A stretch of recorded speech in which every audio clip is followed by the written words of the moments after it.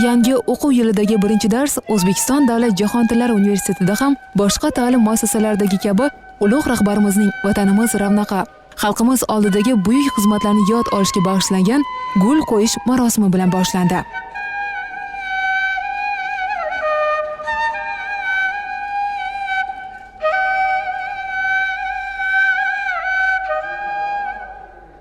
Haqli ravishda shuni aytishimiz mumkinki, Islom Karimov mamlakatimizda amalga oshirilgan ulkan ishlar, tarixiy o'zgarishlarning tashabbuskori va rahnamosidir.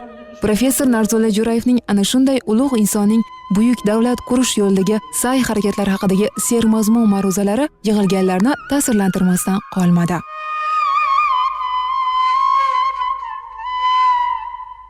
Muhtaram yurtboshimiz biz yoshlarga juda ham katta ishonch bildirib, bizga mana shunday sharoitlar yaratib berdilar.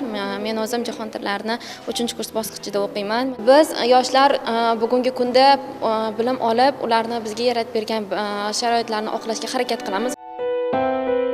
O'zbekiston Davlat jahon tillari universiteti mazkur o'quv yurti 1992-yilda O'zbekiston Respublikasining birinchi prezidenti Islom Abdug'aniyevich Karimov tashabbuslari bilan tashkil etildi.